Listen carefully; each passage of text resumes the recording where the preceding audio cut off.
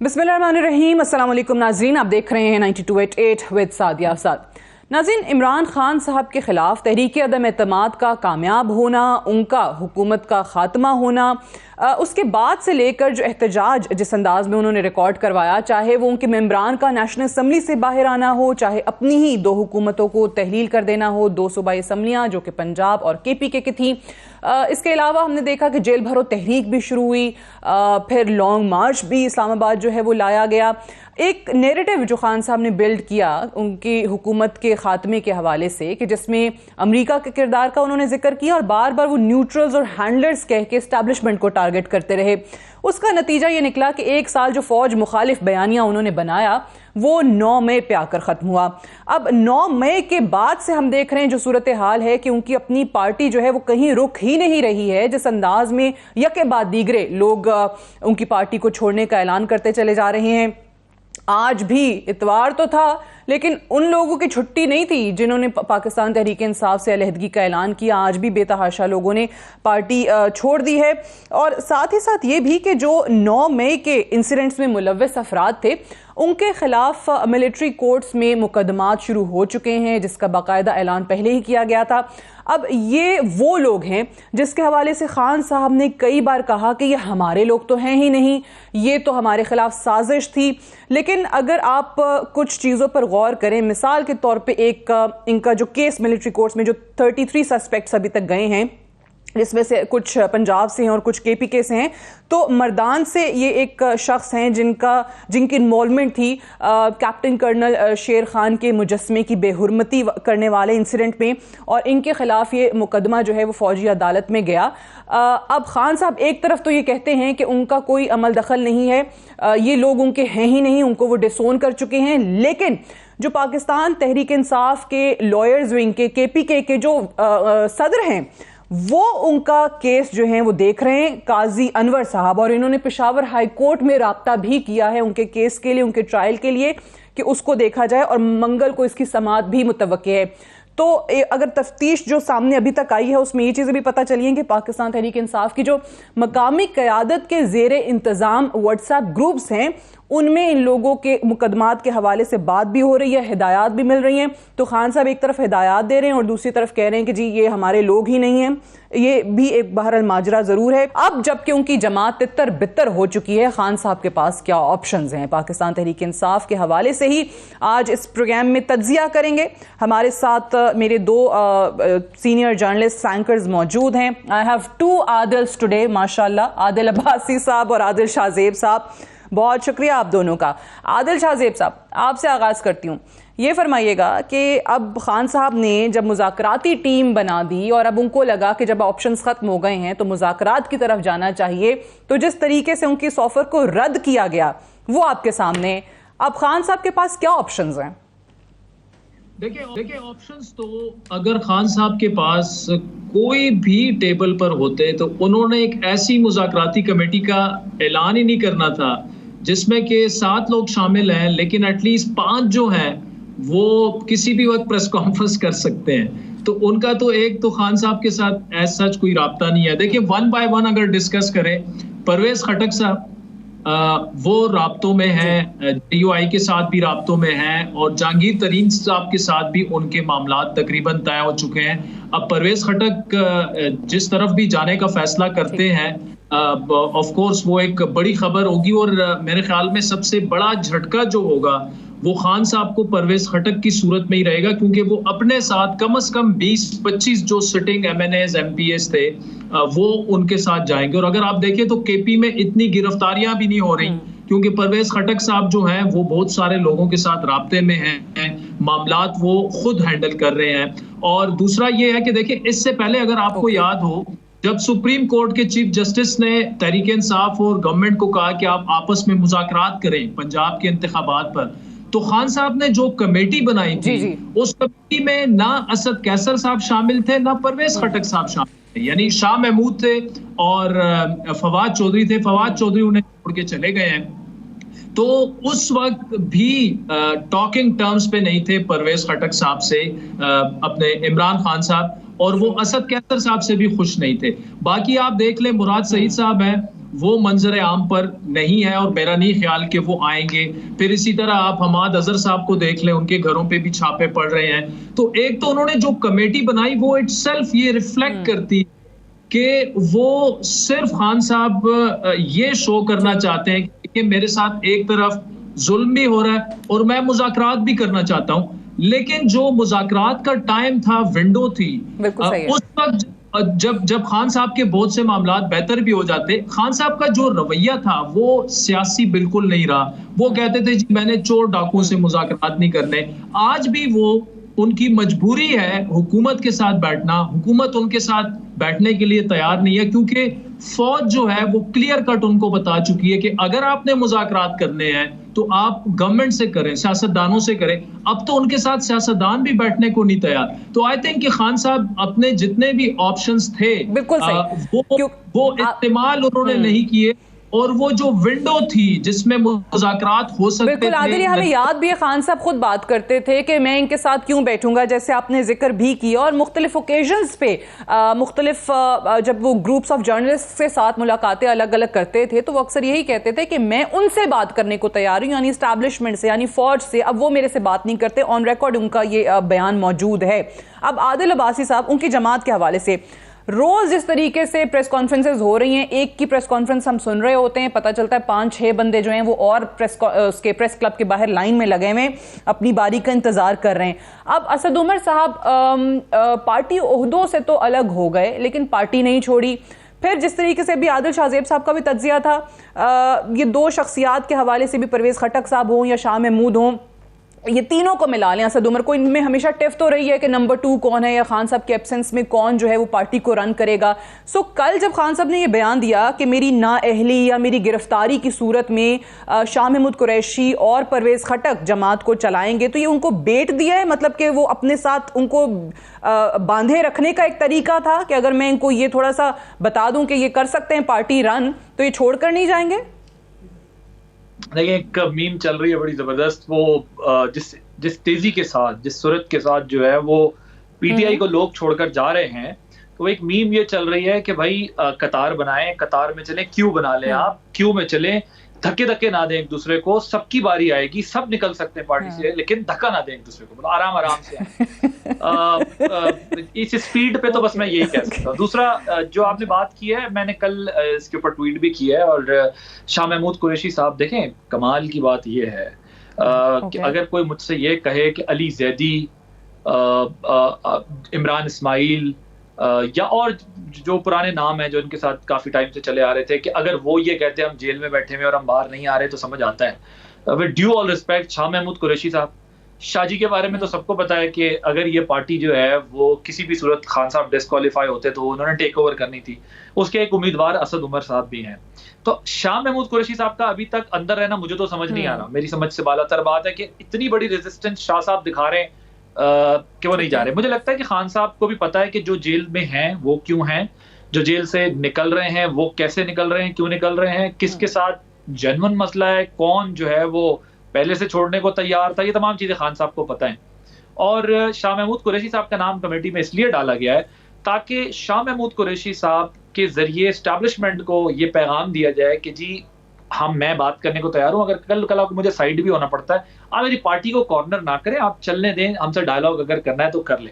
क्योंकि अगर वो ये कहते हैं ना कि भाई मैं हट जाता हूं, अगर कोई मसला है तो मैं हट जाता हूं, इसका मतलब वो ये तासुर देने की कोशिश कर रहे हैं कि अब मेरी पार्टी बरकरार है, किसी तरह मैं इलेक्शन में चला जाऊं, एक दफा इलेक्शन हो गया पर मैं ही मैं हूं। क्योंकि हम सब जानते हैं यहाँ पार्टीज में कोई रिप्लेसमेंट तो होती नहीं है, यहाँ पर तो नेपोटिज्म है या आपका होल सोल कंट्रोल होता है। ये कोई ब्रिटिश डेमोक्रेसी तो है नहीं, वेस्टर्न डेमोक्रेसी है नहीं कि यहाँ पर आप अपनी रिप्लेसमेंट तैयार करते हैं। तो शाह महमूद कुरैशी साहब का नाम डाल के उन्होंने ये इशारा दिया है कि भाई आपके पास जो साहब हैं वो मुझे पता है कि वो आपके साथ मामला उनका थोड़ा ठीक है, तो आप ऐसा करें कि उनके साथ बातचीत कर लें, तो मुझे रास्ता दें। बाकी जिन लोगों का नाम है उसमें आपको पता है, बाकी बहुत सारे लोग तो जो है वो इस वक्त है ही नहीं, मफरूर है, और बहुत सारे जो हैं वो उसमें एक मुराद सईद साहब मुझे लगता है कि जो शायद वाहिद नाम हो जो खान साहब के साथ रह जाएंगे या रह सकते हैं, वो बाकी तो सारे ये नाम तैयार हैं बाकी बिल्कुल करने को। बिल्कुल ये कल मैंने भी अपने प्रोग्राम में कमोबेश मेरा यही एनालिसिस था कि मुराद सईद के अलावा बहुत सारे लोग जो हैं वो प्रेस कॉन्फ्रेंस करते आने वाले दिनों में आपको नजर आएंगे। ब्रेक से वापस आएंगे, हम डिस्कशन को यहीं से आगे बढ़ाएं।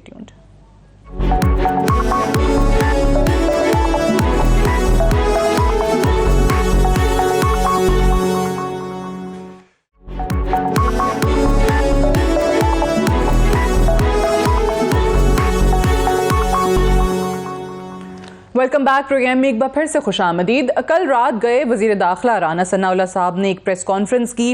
अचानक से प्रेस कॉन्फ्रेंस की गई और बड़े सीरियस एलिगेशंस उस पे थे पाकिस्तान तहरीक इंसाफ को लेकर, जिसमें उन्होंने ये बताया कि इंटेलिजेंस एजेंसीज ने एक कॉल इंटरसेप्ट की है जिसमें पाकिस्तान तहरीक इंसाफ ने अपने ही एक मेंबर के घर पर हमला करने का और जेल में है अपनी ही खवातीन अरकान के हवाले से उन्होंने कहा कि उन पर रेप अटेम्प्ट करने का मंसूबा बनाया है। और इसको एक्सप्लेन उन्होंने इस तरीके से किया कि जब उनको लगा कि उनका और कोई नैरेटिव अब बिक नहीं रहा तो उन्होंने काउंटर एक अटैक जो है वो इस तरीके से लॉन्च करने का फैसला किया ताकि उसको एक्सप्लॉइट किया जा सके मीडिया पे, खासतौर पे फॉरेन मीडिया पे, और जो लॉबिस्ट हैं ऑलरेडी उनके लिए काम कर रहे हैं उनको इस्तेमाल करके। आदिल शाहजेब साहब, आप किस तरीके से देख रहे हैं इस पूरी स्टोरी को? और ऑब्वियसली इस पे जो पाकिस्तान तहरीक इंसाफ की तरफ से खान साहब ने खुद जो ट्वीट्स किए हैं या जो उन्होंने वीडियो पैगाम दिए हैं कि ये हुकूमत ने ही कुछ कर दिया और ये कवर अप है, वो प्रोपेगेंडा बहुत सारी चीज़ों के साथ साथ इस चीज़ पे भी हो रहा है। देखिए, ये जो इस वक्त सियासत जहां पे पहुंच चुकी है उसमें रूल ऑफ द गेम्स तो भी नहीं, तो आप कुछ भी एक्सपेक्ट कर सकते हैं भी सियासी जमात से। अब राना साहब का इतने रात देर हम सब वेट कर रहे थे और मेरे ख्याल में तो मेरे ज़हन में तो ये था कि बहुत बड़ी कुछ ऐसी ब्रेकिंग वो देंगे या खुदा न खास्ता कुछ ऐसा वाकया हो गया है, लेकिन वो भी थोड़ा सा मैं जब वो प्रेस कॉन्फ्रेंस मैंने देखी तो मुझे समझ नहीं आ रही थी कि ये प्रेस कॉन्फ्रेंस तो कल तक वेट भी कर सकती थी।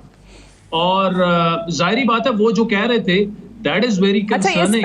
हाँ, आप सही कह रहे हैं, यही मेरे दिमाग में भी सवाल आया था और इस पे जो मैंने हुकूमत के एक दो लोगों से पूछा उन्होंने कहा एक्चुअली ये सारा अनाउंसमेंट जो है वो आज करना था खान साहब ने, तो हुकूमत ने एक तरीके से बकौल हुकूमती नुमाइंदों के उन्होंने प्रीएम्प्ट किया है खान साहब के इस मूव को। नहीं, देखिए ना, फिर इस पर तहरीक इंसाफ का जो काउंटर बयानिया बना उसको भी तो आप चेक कर लेना। वो तो कह रहे हैं कि जी जेलों में ये सुलूक सारा हो चुका है, वो कवर अप करने के लिए ये प्रेस कॉन्फ्रेंस हो रही है। लेकिन बहरहाल जो भी है, अगर इस तरफ से हो रहा है उस तरफ से हो रहा है, ये खवातीन के मामले पर और रेप जैसे सेंसिटिव टॉपिक को छेड़कर, देखिए इस मुल्क में वैसे खवातीन जो है उन्हें बराबरी के हुकूक नहीं है। चाहे आप मीडिया देख लें, चाहे आप जिस भी इंडस्ट्री को उठा के देख लें, अपने घरों में हम देख लें, हम चाहते हैं कि जी हमारी जो माएँ बहनें हैं वो भी हमारे उस पे चले, तो कम से कम खवातीन को इस सियासत का मौजू किसी भी हवाले से नहीं बनाना चाहिए। और दोनों तरफ से अगर ये हो रहा है तो दैट्स एब्सोल्युटली कंडेमेबल। लेकिन जो राना साहब कह रहे हैं और जो पीटीआई कह रही है, ये बड़ी ऐसी चीज है कि मैं तो इवन सुन के और सोच के भी हम लरस जाते हैं कि यार सियासत इस हद तक पहुंच चुकी है कि देखिए इन एलिगेशंस में अगर इसमें कुछ सच्चाई हो या ना हो, लेकिन इटसेल्फ सिर्फ जिक्र करना इन एलिगेशंस का, जब हम सोचते हैं अपनी माओ बहनों के बारे में, तो जाहिर बात है हर जी शऊर पाकिस्तानी जो है, और इस हमें भी बतौर सहाफी, बतौर एंकर, जितना हम डिस्करेज कर सकते हैं इस किस्म की सियासत को, मेरे ख्याल में हमें बड़ा खुल के करना चाहिए। ना इस तरफ से प्रेस कॉन्फ्रेंस होनी चाहिए थी, ना उस तरफ से वो जो। अब इस पे भी दो तरफ की जो चीजें हो रही थी कि अगर वाकई ऐसी कोई इत्तलात हुकूमत के पास हैं तो बहुत सारी ऑडियो लीक्स पहले भी हुई हैं, तो ये वाली जो ऑडियो है वो कह रहे थे ये जो इंटरसेप्ट की गई है ये भी ऑडियो सुना देते अवाम को, ये भी बता देते, पता चल जाता कि वाकई कोई ऐसा मंसूबा था। या फिर दूसरी तरफ अगर देखें तो वहाँ पे भी एक एक्सट्रीम नज़र आती है कि ऐसी ख़वातीन के सोशल मीडिया पर नाम चलना शुरू हो गए हैं कि वो तकलीफ़ होती है वो पढ़ के, और वो कभी कोई एक किसी का नाम ले रहा है कि अच्छा इसके साथ ऐसा हुआ होगा, खुदा ना खास्ता दूसरी के साथ ऐसा हुआ होगा। अजीब सा ही एक डिबेट चल रही है, अजीब सी बहस चल रही है। इस पर आपका टेक चाहूँगी मैं, आदिल अब्बासी। देखिए मैं मुझे नहीं पता ये क्या हुआ है, टू बी ऑनेस्ट मैं आपको बताऊं, आई हैव नो क्लू कि ये इनके पास क्या है। इन्होंने कल प्रेस कॉन्फ्रेंस क्यों की, कोई प्रीएम्प्टिव स्ट्राइक की है, वो कुछ करने वाले थे, मुझे नहीं पता। ये बात बिल्कुल मैं इत्तेफाक करता हूं कि ये एक डर्टी पॉलिटिक्स है। इस पॉलिटिक्स को इस लेवल पे नहीं जाना चाहिए, इस लेवल पे जाके ये डिस्कशन नहीं करनी चाहिए। लेकिन मुझे जो मेरे एनालिसिस है, जो मेरी अंडरस्टैंडिंग है, मुझे ऐसा लगता है कि कोई ना कोई ऐसी चीज जरूर इंटरसेप्ट हुई है, कुछ ना कुछ ऐसा एविडेंस जरूर हाथ आया है जिसके जरिए शायद ये वार्न करने की कोशिश की गई है कि अगर इस लेवल पर खेला गया, डर्टी प्ले किया गया, तो we have an evidence about this. लेकिन चूंकि एक पॉलिटिकल गवर्नमेंट के लिए बड़ा मुश्किल था कि वो एक प्रेस कॉन्फ्रेंस तो कर रहे हैं लेकिन कोई एविडेंस नहीं है, वो एक प्रेस कॉन्फ्रेंस तो कर रहे हैं लेकिन उनके पास कोई ग्राउंड्स नहीं थे सिवाय वर्बल एलिगेशंस लगाने के। तो इसलिए it's too early to comment on this particular issue. लेकिन there is seriously something wrong because जब भी ये इस टाइम के ऊपर प्रेस कॉन्फ्रेंस करनी पड़ी है, और हमें ये देखना होगा कि वो डर्टी प्ले किया किस तरफ से गया है। ये बड़ा इंपॉर्टेंट है क्योंकि हम उसको डर्टी प्ले कह तो रहे, लेकिन ये जिस किसी की तरफ से भी किया गया वो होगा। और इस लेवल पर जाकर जो है वो मामलात सियासी ना डिस्कस होने चाहिए और ना ही ऐसे गेम्स खेलने चाहिए। और आपका जो भी ग्रज है, पॉलिटिकल इश्यूज है, डिफरेंसेस है, उनको पॉलिटिकल तरीके से रिजॉल्व किया जाए। लेकिन मुझे लगता है ये एक कोई मैसेजिंग करने की कोशिश की गई है कि हमारे पास कुछ है, ऐसी कोई चीज करने से पहले जरा एहतियात कीजिएगा वरना we have an evidence. Okay, यानी अनयूजुअल किस्म की प्रेस कॉन्फ्रेंस थी, बट अफसोस होता है कि आप सही दोनों कह रहे हैं कि नहज तक चीजें आ गई हैं। अल्लाह ताला सबकी बेटियों की, बहनों की इज्जत महफूज रखे। बड़ा अफसोस, तकलीफ दे था कल ये सब कुछ सुनना, और इस तरीके से जैसे सोशल मीडिया पे नाम आए खास तौर से मेरे लिए वो बहुत दुख की बात थी। वो तो देखिए सोशल मीडिया पे जो डिबेट और डिस्कशन है वो तो अनएक्सेप्टेबल है। मैं ये कह रही हूँ कि वो लोगों के नाम चलाना शुरू हो गए खवातीन के। एब्सोल्युटली राइट, इसको डिस्करेज करना चाहिए। लेकिन अगर वाकई ऐसा कोई प्लान था तो अब गवर्नमेंट की जिम्मेदारी है कि वो जल्द सामने जरूर लाना चाहिए ताकि लोगों को पता चले कि किस लेवल पर जाकर यहाँ पर जो है वो एक दूसरे से स्कोर सेटल किया जा रहा है। और मुझे एक और चीज़ पे अफसोस भी हुआ कि जब ये कहा गया कि ये वो सरप्राइज़ था जिसका जिक्र खान साहब कर रहे थे। ये अगर सरप्राइज़ था तो आई डोंट हैव वर्ड्स के क्या मैं इसके हवाले से कहूँ। बट अगेन वापस उसी पे आते हैं जो हम पहले बात कर रहे थे। आदिल शाहजेब साहब, सरप्राइजेस तो मेरा नहीं ख्याल कि अब खान साहब के पास रह गए हैं। जिस तरीके से उनकी पार्टी टूटी है, जिस तरीके से चीज़ें उनके हाथ से निकली हैं, एंड ऑफ कोर्स जिस तरीके से उन्होंने फिर मुज़ाकरात की तरफ वो आए हैं, एक आखिरी रिजॉर्ट के तौर पे उसको उन्होंने सामने रखा है। अब आपको क्या लगता है, खान साहब ने जो बार बार अपनी नाअहली का जिक्र किया है जिसका उनको खदशा है, और बहुत सारे लोग कह रहे हैं कि अब अल-कादिर ट्रस्ट केस के अंदर आपको चीज़ नज़र भी आएगी, आपको लग रहा है कि वाकई वो इतना इनके खिलाफ पक्का केस है कि उसमें इनकी नाअहली, गिरफ्तारी कंफर्म है, जिसका बार बार खान साहब वीडियो पैगामात में भी जिक्र कर रहे हैं, अपने कारकुनों को बता भी रहे हैं?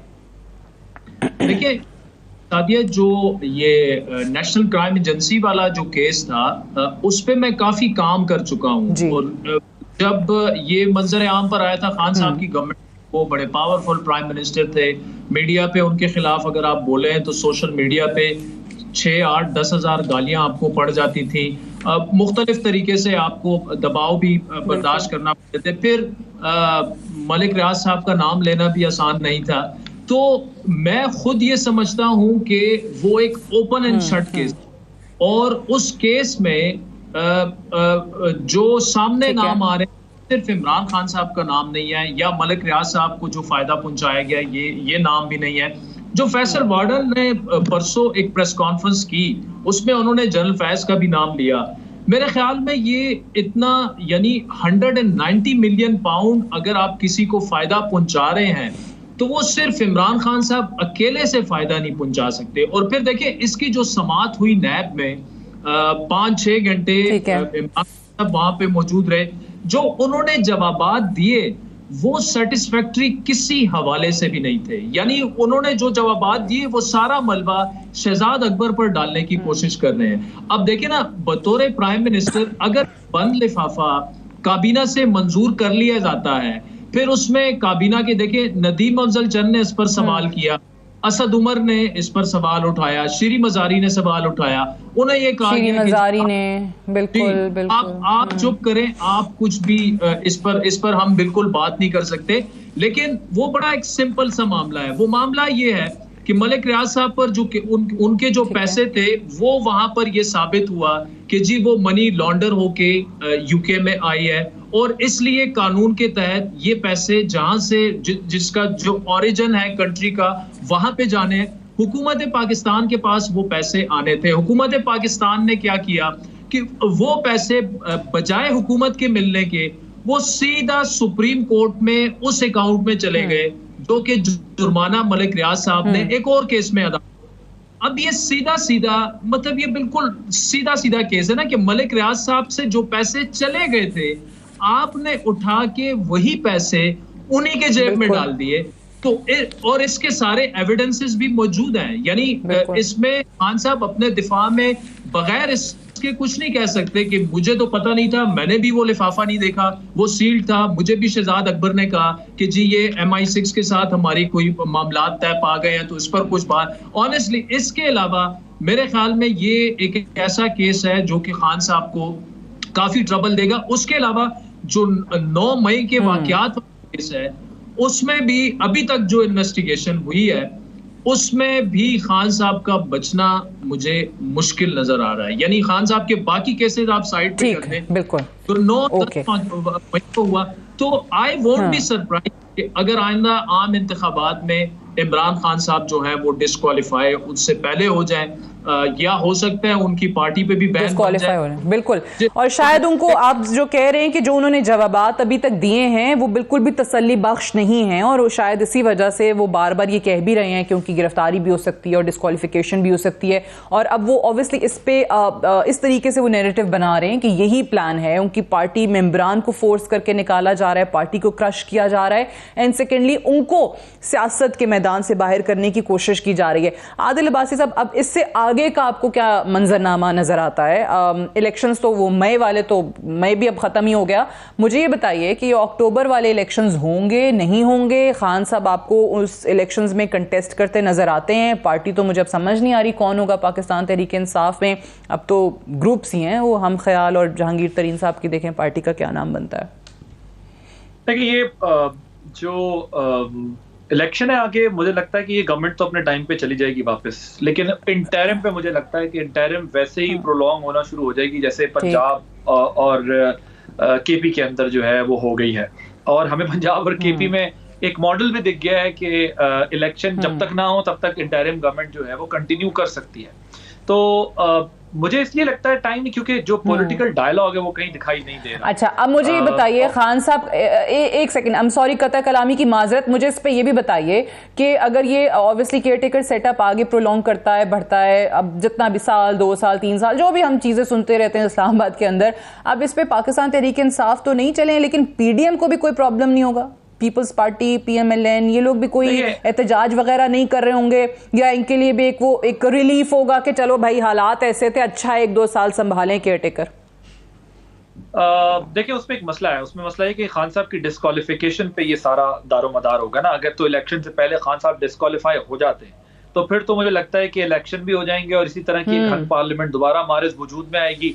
और हंग पार्लियामेंट में आपको पता है प्राइम मिनिस्टर आते भी रहेंगे, जाती भी रहेंगे, रोटेट होते रहेंगे, क्योंकि आपको पता है ये भी हमारे यहाँ एक कल्चर रहा है। ठीक है। तो मुझे ज़ाती तौर पे ये लगता है कि अगर खान साहब डिस्क्वालीफाई हो जाते हैं फिर तो इलेक्शन की तरफ ज़ाहिर जाएंगे और एक हंग पार्लियामेंट होगी, किसी के पास कोई मेजोरिटी नहीं होगी, ये ग्रुप्स सारे आएंगे और ये ग्रुप्स मिलके जो है वो फॉर्म करेंगे।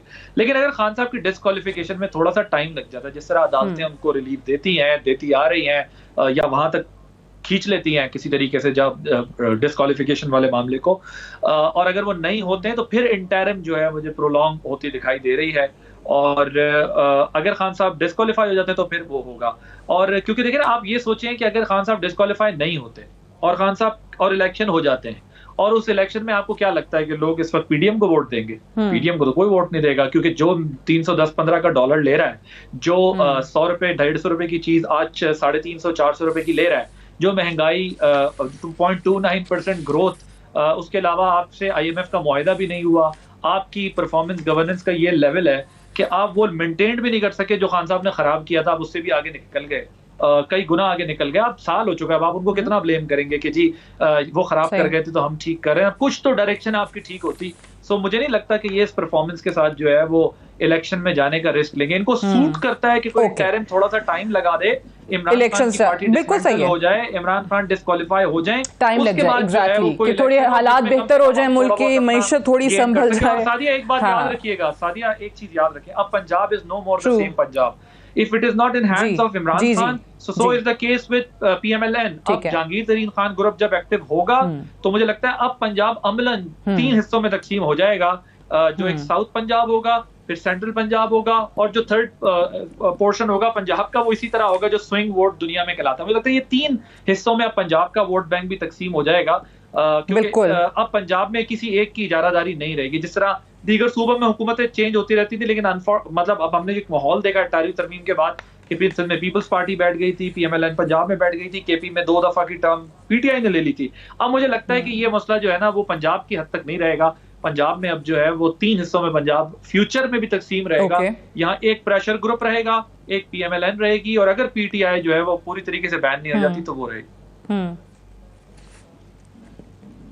बिल्कुल सही। अच्छा आदिल शाह ज़ेब साहब, एक और चीज़, चलें इमरान खान साहब के डिस्क्वालिफिकेशन से हट के उससे पहले के जो मामलात हैं, अभी तक जितना, चाहे वो उनकी हुकूमत का खात्मा हो, चाहे वो पंजाब के इलेक्शंस का मामला हो, चाहे उनके लोगों की गिरफ्तारियों का मामला हो, फिर अभी जो रिसेंट एक आईनी पिटीशन खान साहब ने डाली जिसमें उन्होंने कहा कि देखें ये सारे का सारा मेरे से बदला ले रही हैं मरियम नवाज साहिबा, अपने वालिद के रिमूवल का, और इस्टेब्लिशमेंट को हमसे लड़ाने की कोशिश की जा रही है, ये उनकी साजिश है। ये सारी चीज़ें जितनी भी हैं उसमें उनकी तमाम तर उम्मीदें वाबस्ता हैं सुप्रीम कोर्ट से, इनफैक्ट कहना चाहिए चीफ जस्टिस से। सो आपको लगता है कि इन सारे मामलात में चीफ जस्टिस साहब के पास कुछ कर सकते हैं, कोई मदद कर सकते हैं खान साहब की इसमें? देखिए, एक तो जब हम सुप्रीम कोर्ट की बात करते हैं तो काफी केयरफुल हमें होना पड़ता है।